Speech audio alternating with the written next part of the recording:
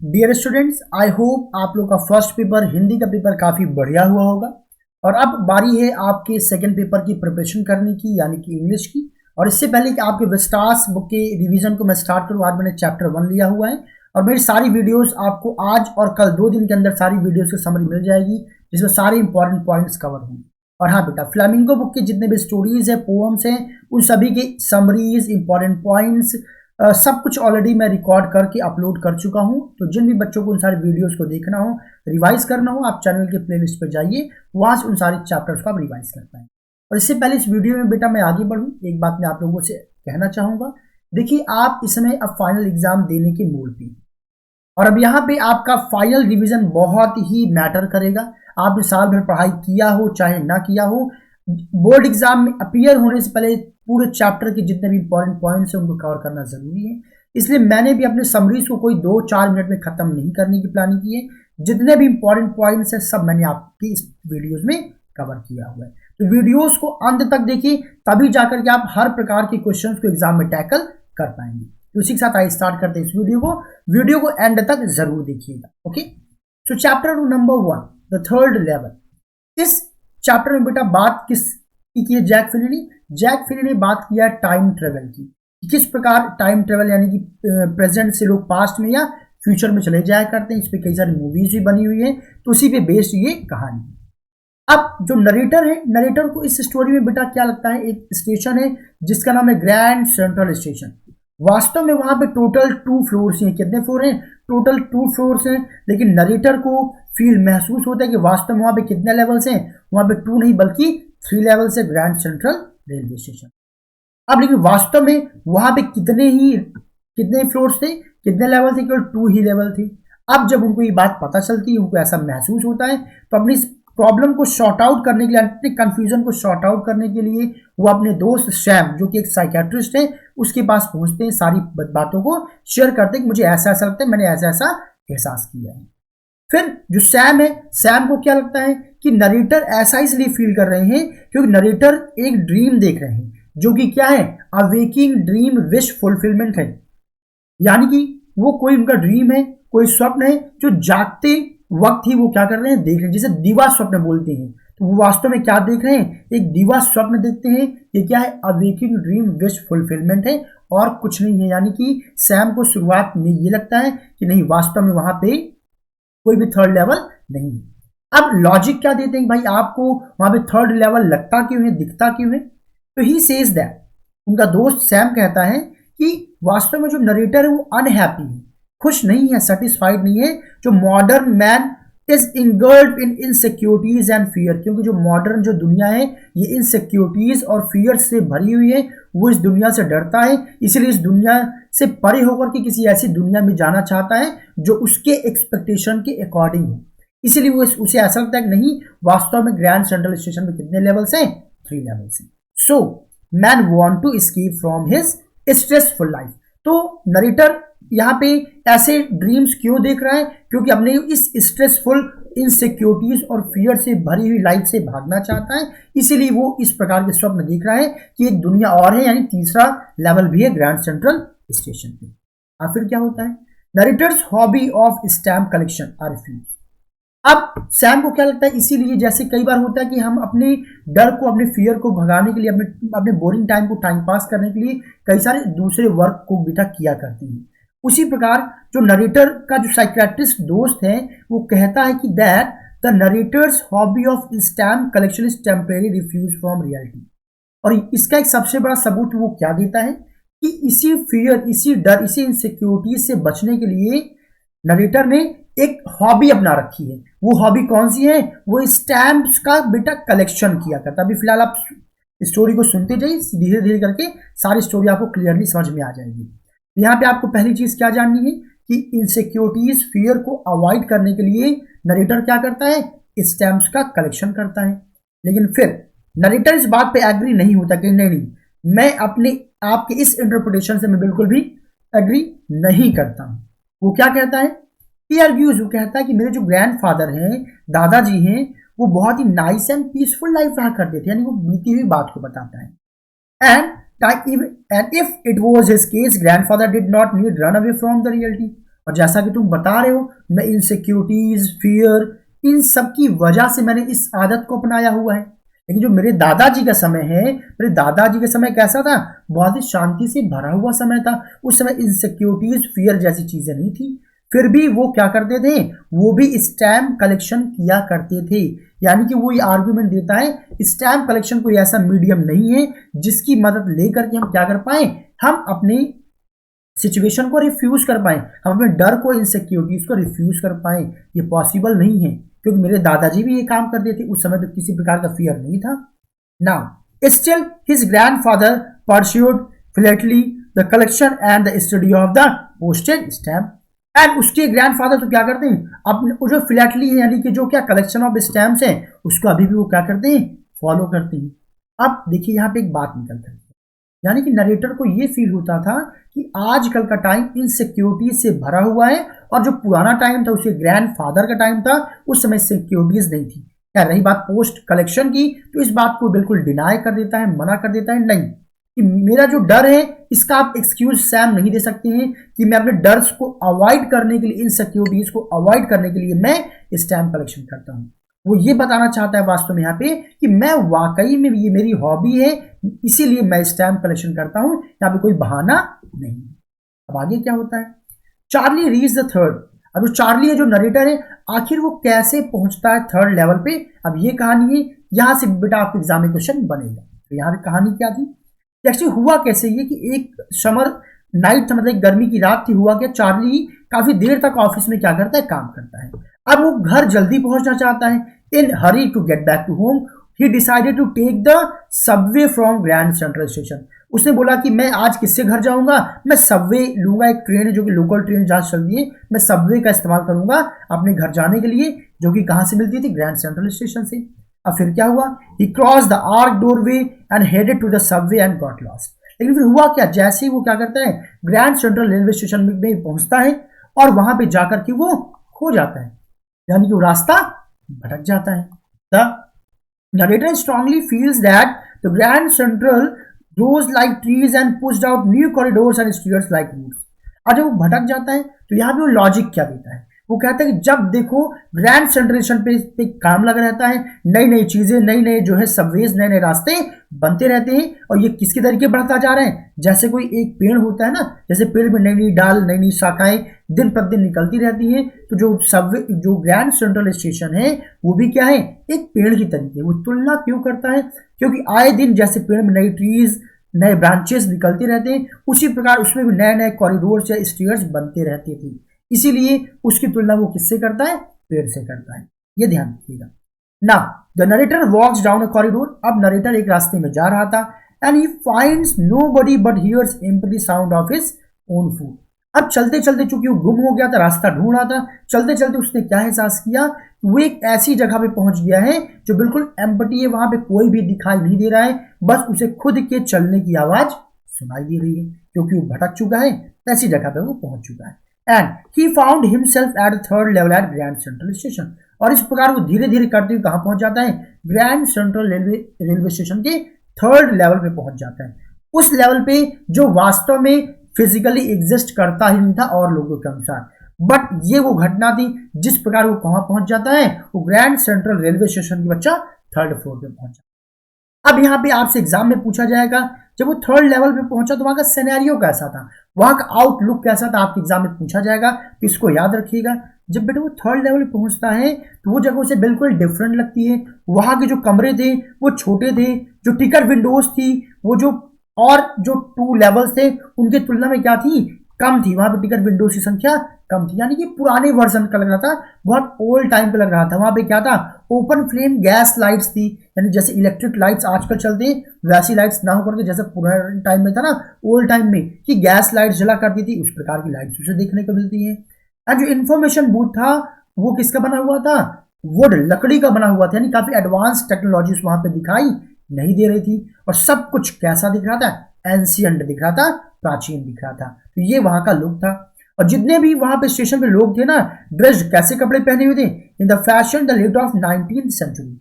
19th century के कपड़े वो पहने हुए थे। और एक चीज मैं और आपको बता दूं, तो 19th सेंचुरी वही टाइम है जो उसके ग्रैंड फादर का टाइम था। उसे लगता था कि ग्रैंडफादर का जो टाइम है बेटा वो कैसा टाइम है, वो ऐसा टाइम था जहां पे पीस था, सुकून था, किसी प्रकार की इनसिक्योरिटीज नहीं थी। शायद इसी को सोचते सोचते वो कहां पहुंच गया, उस टाइम में पहुंच गया ना। यार अब वो खुद को श्योर करना चाहता था, यार मैं इतनी पुरानी जगह पे आ गया हूं, तो अपने आप को श्योर करने के लिए वो क्या करता है। एक छोटा सा क्वेश्चन आपसे एग्जाम में पूछा जा सकता था, सकता है। तो क्या हुआ, the narrator got a copy of the world. The world एक न्यूज़पेपर है, उस न्यूज़पेपर की एक वो कॉपी वहां पे जो एक लड़का बेच रहा होता है उससे मांगता है, और उसमें डेट पढ़ता है। उसमें डेट क्या मेंशन हुई थी, 1894, 11 जून 1894। यानी कि अब इससे वो समझ जाता है कि मैं टाइम ट्रेवल करके मैं कहीं और आ गया हूं। And where the lead story was about president Cleveland, और वहां पे क्लीवलैंड की क्या थी स्टोरी, जो उस समय के प्रेसिडेंट थे उनकी कहानी प्रिंटेड थी। यानी कि वो समझ जाता है कि मैं कहां पर ट्रेवल करके पहुंच चुका हूं, मैं 19th सेंचुरी में आ गया। अब क्या हुआ, अब नरेटर वहां से पहुंचता है टिकट विंडो पे टिकट लेने के लिए, और डिमांड करता है 2 टिकट। टू टिकट्स क्यों मांगता है, अपनी वाइफ के लिए भी मांगता है। गेल्स, अब जाना कहां जाता है, गेल्सबर्ग इलिनॉइस जाना चाहता है। गेल्सबर्ग इलिनॉइस क्या है, ये उसके दादाजी जहां रहते थे, जहां पे बहुत शांति सुकून है, ये वही जगह है। And he wants to go to there with his wife, और वो वहां अपनी वाइफ, अपनी पत्नी लूसिया के साथ भी जाना चाहता था। And imagines to be a peaceful country side in the year 1894। The first world war was 20 years away and the second world war was 40 years ago। वो क्या समझता है कि ये जो टाइम था 1894 बहुत ही सुकून भरा समय था। क्यों, क्योंकि वहां से जो पहला विश्व युद्ध था वो अभी लगभग 20 साल आगे था। यानी कि 1894 के आगे अभी विश्व युद्ध नहीं हुआ था, लगभग 20 साल बाद यहां तक कि क्या होगा, विश्व युद्ध होना था। और उस टाइम से सेकेंड जो वर्ल्ड वॉर था वो लगभग 40 साल बाद होना था। तो उसे लगता है भाई ये जगह क्या है, सबसे बढ़िया पीसफुल वाला टाइम होगा, जहां पे बिल्कुल भी कोई युद्ध जैसी चीज नहीं है। यहां तक कि प्रथम और द्वितीय विश्व युद्ध भी बहुत ना। टू इज सरप्राइज, लेकिन जब वो विंडो और टिकट पे जाता है टिकट लेने के लिए, तो होता क्या है, the clerk at the ticket counter does not accept his currency bills. लेकिन उसके पास जो करेंसी थी, जो पैसा था, उसको एक्सेप्ट नहीं करता है। अब आप समझ गए होंगे क्यों नहीं एक्सेप्ट करेगा, क्योंकि उसके पास जो क्वाइंस थे, जो पैसे थे, वो आज के समय के थे। बट वो कहाँ ट्रेवल करके पहुंच गया था, उस टाइम पे जब वो करेंसी चलती ही नहीं थी। अब उसे महसूस ये होता है, sensing trouble the narrator runs away to the third level to escape चील। अब वो समझ जाता है कि अगर मैं ज्यादा देर यहाँ पे रुकूंगा तो कहीं फ्रॉड के चक्कर में, चूंकि मैंने गलत करेंसी दी है, वो करेंसी दी है जो उस समय एग्जिस्ट ही नहीं करती है, तो कहीं मुझे फ्रॉड के केस में जेल में न डाल दिया जाए। तो जेल से बचने के लिए वो थर्ड लेवल से क्या आता है, भाग आता है। वहां क्यों वो स्केप कर जाता है, क्योंकि उसे डर लगता है कि कहीं फ्रॉड के केस से मुझे 19th सेंचुरी में जेल में न डाल दिया जाए, और वो नहीं चाहता था कि उसे 19th सेंचुरी में जेल में डाला जाए। अब क्या हुआ, फिर Charlie buys old currency. Charlie आता है अपने टाइम पे, और वहां पे क्या करता है, वो पुरानी करेंसीज को खरीदता है। तो आप समझ गए होंगे कि वो पुरानी करेंसीज को क्यों खरीदता है, क्योंकि फिर से 19th सेंचुरी में जा करके फिर से वो कहां जाना चाहेगा, गेल्सबर्ग इलिनॉइस जाना चाहेगा। The narrator withdraw $300 from the bank next day, और अपने टाइम में आने के बाद तुरंत ही वो क्या करता है, अपने बैंक से $300 बच्चा निकालता है, और क्या करता है, उससे पुरानी करेंसी खरीदता है। कब की, 1890 की पुरानी करेंसीज खरीदता है। उसकी वाइफ थी और जो साइकेट्रिस्ट फ्रेंड थे, अब इस बात को लेकर काफी चिंतित हो जाते हैं, वरीड हो जाते हैं, क्योंकि ऑल द टाइम वो उसी चीज को लेकर के परेशान रहता था, मुझे 19th सेंचुरी में जाना है, और उन दोनों को विश्वास ही नहीं होता कि वास्तव में ऐसी कोई प्लेस एग्जिस्ट करती है। और यहां तक कि उसने 300 जो $100 निकाले, वो उसका रेट जो है कम हो गया, क्योंकि उसके बदले उसे केवल कितने डॉलर्स मिले, जो पुराने जो करेंसीज थे उसके केवल 200 ही मिले, यानी 300 के बदले $200 ही मिले। ओल्ड बिल्स, जो पुराने जो रिक्वायरमेंट्स थी, जो पुरानी करेंसी थी, 300 के बदले कितने मिले, केवल 200 मिलते हैं। अब क्यों परचेस किया, इसका आइडिया आपको लग गया होगा ना। Quest for the third level. अब क्या हुआ, the narrator fails to find the third level again. लेकिन नरेटर बहुत परेशान था, लेकिन जिस प्रकार लास्ट टाइम वो भटक करके थर्ड लेवल पे पहुंच जाता है, अब वो कई बार परेशान था, लेकिन उसे थर्ड लेवल नहीं मिलता है। यहां तक कि his wife is very worried, उसकी वाइफ काफी चिंतित थी, and persuades Charlie to stop looking for third level. यहां तक अपने पति को बोलती कि प्लीज अब आप उसको ढूंढना बंद कर दीजिए, वो एग्जिस्ट नहीं करता है। And he resumes his hobby to stamp collection. इस प्रकार जब उसे दोबारा वो थर्ड लेवल नहीं मिलता है, फिर से वो अपने हॉबी को, स्टैम्प कलेक्शन की हॉबी को फिर से शुरू कर देता है। लेकिन फिर क्या हुआ, उसका जो साइकेट्रिस्ट फ्रेंड है सैम अचानक से डिसअपियर हो गया, गायब हो गया। And soon the narrator and his wife get proof of the existence of the third level. और बहुत ही जल्द सैम को और उसकी वाइफ को ये सबूत मिल जाता है कि वास्तव में 19th लेवल यानी कि थर्ड लेवल वास्तव में एग्जिस्ट करता है। तो सबूत क्या मिला आगे डिस्कस करेंगे। अब क्या हुआ, अब दोनों क्या होते हैं, लग जाते हैं सर्च करने में, तलाशने में किसका, थर्ड लेवल को। पहले केवल नरेटर लगा हुआ था, चार्ली लगा हुआ था, बट अब उसकी वाइफ को भी ये कंफर्म हो जाता है कि वास्तव में थर्ड लेवल एग्जिस्ट करते हैं। अच्छा, दोनों वहां से भागना क्यों चाहते हैं, क्योंकि दोनों को इनसिक्योरिटीज फियर लगता है आज के इस टाइम से, और उस टाइम में जाना चाहते हैं जहां पे सुकून और शांति थी ना। Narrator believes Sam is in Galesburg in the year 1894। और यहां तक नरेटर को ये बात कंफर्म पक्का लग जाती है कि प्रेजेंट टाइम कहां पहुंच गया है, 1894 में चला गया है, और कहां पे वो रह रहा है, गेल्सबर्ग में रह रहा है। अब आगे क्या होगा, वेन एंड न्यू। अब एक्चुअली हम आप जानेंगे ये फर्स्ट डे कवर क्या होता है। बेटा इस पे एक इंपॉर्टेंट क्वेश्चन आपका आया करता है, आ भी सकता है। सो फर्स्ट डे कवर क्या होता है, जरा इसको आप सुन लीजिए। कभी भी अगर कोई भी नया स्टैम्प इशू होता है तो जो जिन लोगों को स्टैम्प कलेक्शन की हॉबी होती है वो लोग क्या करते हैं, वो नए स्टैम्प को खरीदते हैं, उस पर एक नया स्टैम्प लगाते हैं एक इनवलप पे, और उसे खुद के एड्रेस पे मेल कर लिया करते हैं। और इसके बाद उसको जो है वो कभी भी ओपन नहीं करते हुए एक ब्लैंक कार्ड रहा करते, उसमें कुछ भी मैसेज नहीं हुआ करता है। उसी को क्या बोलते हैं, first day cover. And the postman gives proof on the date. ये क्या होता है, उस पोस्टमैन के लिए जो व्यक्ति उसे कुरियर करता है अपने ही एड्रेस पे, वो डेट क्या करता है, प्रूफ रहता है कि भाई ये जो है स्टैम्प इस दिन इशू हुआ है। And the envelope is never open. उस इनवलप को कभी खोला ही नहीं जाता है। And nothing is written inside it. और उस इनवलप में कुछ भी लिखा नहीं रहता था। और इसी को क्या बोलते हैं, फर्स्ट डे कवर। तो फर्स्ट डे कवर क्या होता है, जब कोई भी नया स्टैम्प इशू होता है तो स्टैम्प कलेक्टर्स जो होते हैं जिनको इस चीज़ का शौक होता है वो स्टैम्प खरीदते हैं, इनवलप पे उसे पेस्ट करते हैं, और वो ब्लैंक इनवलप अपने ही एड्रेस पे पोस्ट कर देते हैं एक यादगार के तौर पे, प्रूफ के तौर पे कि ये स्टैम्प इस डेट पे इशू हुआ था। Okay everyone. अब और क्या यहाँ पे आगे आपको जानना है। अब एक दिन हुआ क्या कि वाइल्ड फर्सिंग विद स्टैम्प कलेक्शन, उसके पास जितने भी स्टैम्प कलेक्शन स्टैम्प्स रखे हुए थे चार्ली के पास, उन सबको वो अरेंज करने में परेशान था, इनको प्रॉपर अरेंज कर रहा था। तभी क्या हुआ, the narrator find a strange covered mail to the narrator's grandfather address in Galesburg. तभी अचानक से उसके ग्रैंडफादर के एड्रेस गेल्सबर्ग का उसे एक बहुत ही स्ट्रेंज सा उसमें क्या दिखाई देता है, एक लेटर इनवलप दिखाई देता है। फिर क्या हुआ, it has been present there since July 1894।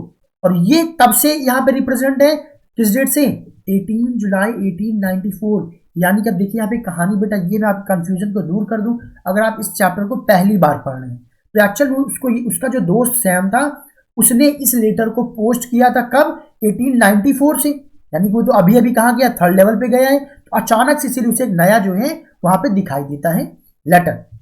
And it bears 6 cent stamps with the picture of president Garfield. और उसमें किसकी 6 सेंट की स्टैम्प वाली एक पिक्चर थी जिसमें किसकी फोटो लगी थी, प्रेसिडेंट गैरफील्ड की फोटो लगी हुई थी, जो उस टाइम पे क्या थे, प्रेसिडेंट थे उनकी। The envelope contains a letter for Charlie by his friend Sam. और सरप्राइजिंग मोमेंट ये था कि उस इनवलप में उसका दोस्त जो कि प्रेजेंट टाइम का है, उसका दोस्त का एक लेटर था, एक मैसेज था उसमें, जो कि कब ड्रॉप किया गया था, 1894 में। यानी कि आप समझ गए, इससे ये प्रूफ हो गया कि वास्तव में सैम कहां पे, थर्ड लेवल पे है। यही वो घटना थी जिससे सैम को, चार्ली को और चार्ली की वाइफ को ये प्रूफ हो गया, ये कंफर्म हो गया कि वास्तव में थर्ड लेवल एग्जिस्ट करता है और सैम कहां है, गेल्सबर्ग में। क्योंकि किसने, सैम ने वहीं से क्या किया है, चार्ली के लिए एक लेटर भेजा है। और क्या लिखा है, सैम कंफर्म करता है, Sam confirm the presence of the third level. वाकई एक्सेप्ट करता है, वाकई थर्ड लेवल है, और एडवाइस करता है कि आप क्या करिए चार्ली, थर्ड लेवल का आप लगातार ढूंढते रहिए, वास्तव में थर्ड लेवल एग्जिस्ट करता है। किसने कंफर्म किया, सैम ने, क्योंकि सैम कहां पहुंच चुका है, सैम खुद थर्ड लेवल पे पहुंच चुका है, और उसने वहां से क्या किया है, एक लेटर लिखा है, किसको, चार्ली। अब क्या हुआ, narrator's reality check on Sam. So Charlie finds out that Sam had bought $800 worth old style currency. अब जब उसको ये बात और कंफर्म करने के लिए चार्ली क्या करता है, चार्ली पता करता है सैम की बैंक डिटेल्स के बारे में। उसे क्या पता चलता है कि सैम ने खरीदे कितने, $800 वर्थ रेट ओल्ड करेंसी। $800 के उसने क्या किए, पुरानी करेंसी उसने परचेज की है। तो आप समझ जाइए कि यानी सैम ने चार्ली की बात को सुनने के बाद उसने भी उस काम पे एक्सपेरिमेंट किया होगा, उसने पहले से पुरानी करेंसी खरीदी होगी। वो चार्ली वाली मिस्टेक नहीं करना चाहता था कि चार्ली थर्ड लेवल पे गया और करेंसीज की बदौलत उसे वापस आना पड़ा। इसलिए सैम ने क्या किया, सैम ने होशियारी दिखाई और उससे पहले क्या किया, करेंसीज को चेंज किया और फिर वो ढूंढने के लिए निकल गया था थर्ड लेवल पर, सक्सेस भी हुआ। And this money was sufficient to set up a hay and feed up grain business which Sam dreamed of. और ये पैसे इतने पर्याप्त थे कि आराम से वहां पे क्या कर सकता है, वो एक बिजनेस स्टार्ट कर सकता था, एक बड़े से एक झोपड़ी जो है अरेंज कर सकते हैं, एक कुटिया अपनी बना सकता था पुराने समय के अनुसार, यानी अपना घर बना सकता था और क्या कर सकता था, वहां पे ग्रेन का बिजनेस वहां पे स्टार्ट कर सकता था, जिसका स्वप्न ऑलवेज सैम देखा करता था। यार यहाँ पे एक इंपॉर्टेंट बात कही गई, इसमें क्वेश्चन आया करेगा आपके एग्जाम में। सैम इज क्वालिफाइड साइकेट्रिस्ट, वैसे तो सैम क्वालिफाइड साइकेट्रिस्ट है but can not go back to his profession in Galesburg in 1894। लेकिन 1894 में वो अपने इस बिजनेस को नहीं कर सकता है। लेकिन साइकेट्रिस्ट की आवश्यकता किसको होती है, जो लोग डिप्रेशन में जाते हैं, जिनको टेंशन होती है, जिनको वरीड होता है, जिनके पास स्ट्रेस होता है। बट वो ऐसा क्यों बोलता है कि साइकेट्रिस्ट वाले जो जॉब है उसको वो 1894 में नहीं कर पाएगा, क्योंकि उस समय के लोगों को कभी चिंता, टेंशन जैसी चीजें, फियर जैसी, इनसिक्योरिटी जैसी चीजें होती ही नहीं थी। इसलिए वहां पे उस समय के लोगों को वास्तव में साइकेट्रिस्ट की आवश्यकता ही नहीं पड़ती थी। इसलिए वो अपने इस बिजनेस को कंटिन्यू वहां पे नहीं कर सकता था। इसलिए वहां पे कौन सा बिजनेस कंटिन्यू करेगा, ग्रेन का बिजनेस कंटिन्यू करेगा और इसके लिए वो पर्याप्त पैसे का अरेंजमेंट करके गया हुआ है। तो बेटा ये वो सारे पॉइंट्स थे जो आपके एग्जाम पर्पस के लिए बहुत ही जरूरी है। आई होप आपने वीडियो को एंड तक देखा होगा और ये वीडियो यूजफुल लगी हो तो कमेंट सेक्शन में आप अपना फीडबैक भी जरूर मेंशन करिएगा। चलिए खैर, इसके तुरंत बाद हम लोग मिलेंगे अपने सेकंड वीडियो में। तैयार रहिएगा सेकंड वीडियो को देखने के लिए, उसमें भी सारे इंपॉर्टेंट पॉइंट्स मैं कवर करूंगा जो आपके एग्जाम के पॉइंट ऑफ व्यू से बहुत जरूरी होगा। ध्यान रखिएगा, साल भर आप पढ़े हैं तब भी, नहीं पढ़े हैं तब भी, आपको डिटेल्ड समरी की बेटा आवश्यकता है। बहुत शॉर्ट ब्रीफ समरी आप पढ़ करके मत जाइएगा, इधर आप 12th स्टैंडर्ड के लिटरेचर को सॉल्व नहीं कर पाएंगे, बहुत ज्यादा प्रॉब्लम आपको क्रिएट होगी। Well, thank you so much everyone, see you soon in the next video.